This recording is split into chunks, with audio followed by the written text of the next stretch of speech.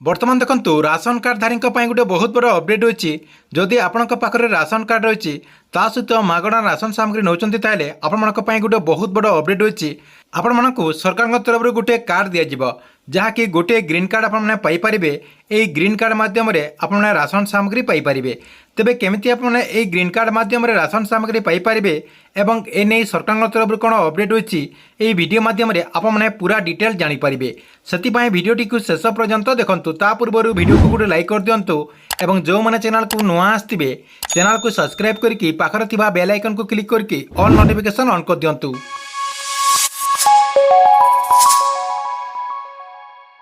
बर्तमान देखंतु ration card को नहीं गोटे बहुत बड़ अपडेट होती जहाँकि सरकार तरफ राशन कार्ड धारी गोटे ग्रीन कार्ड दिज्व आपण मैंने समस्ते भावुवे सरकार तरफ जो ग्रीन कार्ड दिज्व जहाँकि राशन कार्ड धारी को सरकार जो ग्रीन कार्ड देवे यही ग्रीन कार्ड मध्यम राशन कार्ड धारी केमिति राशन पाइपर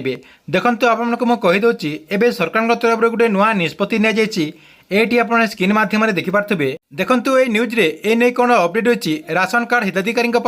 बड़ निष्पत्ति एने खाद्य जोगाण मंत्री कृष्णचंद्र पात्र सूचना देते राजधानी भुवनेश्वर में राशन कार्डधारी एटीएम खोल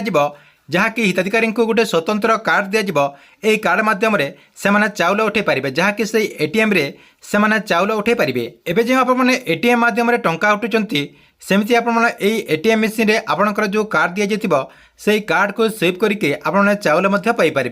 जहाँकि आगामी सप्ताह राजधानी भुवनेश्वर ए व्यवस्था को आरंभ कर परे राज्यर सब जिले में यही एटीएम चाउल खोलने राज्य सरकार व्यवस्था करुँच खाद्य जोगाण मंत्री सूचना देते। ठीक अच्छे ये आपण राशन कार्ड को नहीं गोटे बहुत बड़ अपडेट आपण मानक वीडियो केमती लगिला कमेंट बॉक्स में निश्चय गोटे कमेंट करंतु एवं गवर्नमेंट जेकोसी नुआ योजना अपडेट आपने सर्वप्रथम देखा चाहूँगे यही चैनल टी को आप रेगुलर देखुतांतु।